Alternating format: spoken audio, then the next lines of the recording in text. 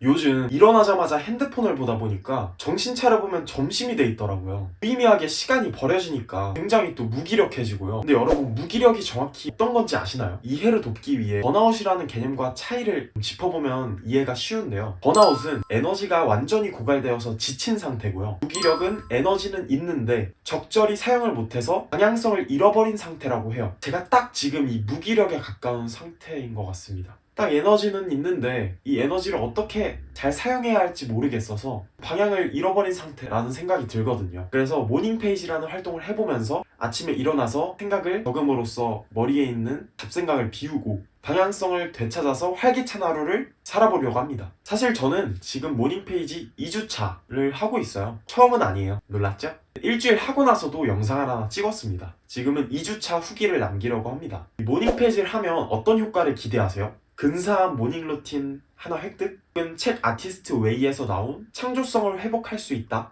제가 경험한 건 이런 게 아니었습니다. 제가 2주간 하면서 느낀 것들이 몇 가지 있는데요. 아침에 글 3페이지 쓰는 게 어떤 의미가 있어? 라고 생각하실 수도 있는데 생각보다 나라는 사람의 내면, 속살, 속내를 명확히 파악하긴 좋더라고요.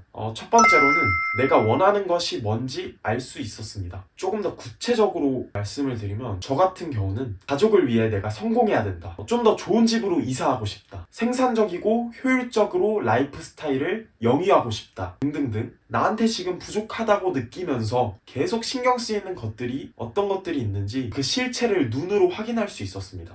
이렇게 글로 적기 전에는 잠깐 스쳐 지나가는 생각인가 하고 가볍게 넘기곤 했는데 계속해서 내 머리에 남아있다는 것 자체가 결코 가볍지만은 않잖아요. 그래서 내가 가볍게 여기지 않을 만한 계속 신경 쓰고 있는 것들이 어떤 것이 있는지 가시적으로 확인할 수 있었습니다. 두 번째는요, 내가 나를 어떻게 대하고 있는지 알 수 있었습니다. 제가 적었던 글의 말투를 보면 꼭 선생님이 학생한테 이래라 저래라 하는 느낌이에요. 이렇게 하는 게 좋은데 왜 이렇게 하고 있어? 앞으로는 우리 이렇게 하자. 이렇게 좀 명령조, 권유, 회유의 말투가 많았어요. 나를 나무라고, 동기부여하고, 채찍질하고 뭐 이런 느낌이요. 어떻게 보면 내 안에 서로 다른 두 자아가 대화하는 것처럼 느껴지기도 했습니다. 세 번째는요, 감정을 해소함으로써 해방감과 자유로움을 느낄 수 있었습니다. 어젯밤에 내가 친구한테 이렇게 얘기하고 싶었지만 관계 유지를 하기 위해서 그 말을 참을 때 있잖아요. 그때 참았던 말과 감정들이 모닝페이지를 할 때 우르르 쏟아지더라고요. 눈치 따위는 전혀 볼 필요 없이 날것의 내 생각과 감정을 밖으로 표출할 수가 있어서 나라는 사람에 대한 틀을 가두지 않고 또 존재하는 대로 드러낼 수 있다는 점에서 굉장히 해방감과 자유로움이 많이 느껴졌습니다. 네 번째는 내가 어떤 사람인지에 대해서 힌트를 얻을 수 있었습니다. 자기 전에 유튜브 쇼츠에서 들었던 음악들이 일어나자마자 막 떠오르는 경우가 있었어요.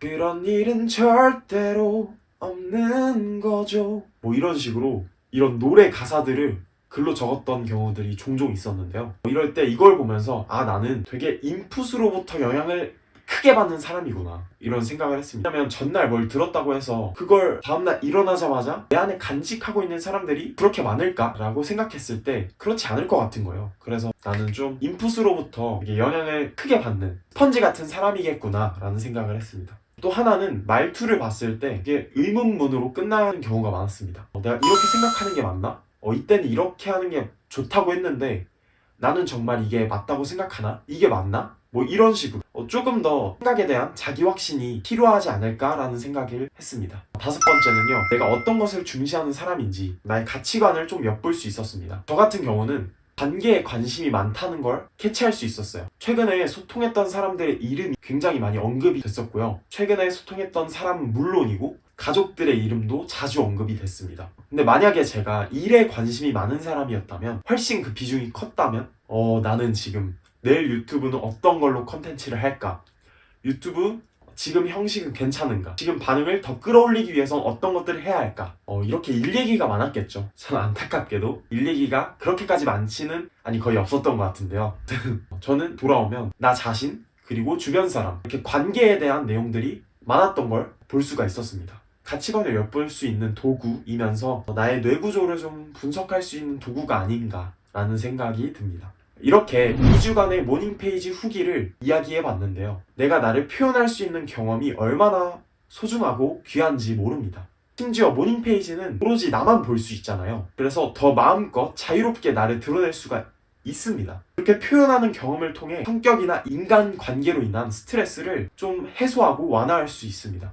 나를 표현할 때 답답한 마음은 건강해진다는 것을 느꼈거든요. 다음 주에는요, 모닝페이지 3주차 후기를 올릴 예정이니까요. 매일매일 일주일 동안 더 축적된 3주차 후기를 기대해 주시면 감사하겠습니다.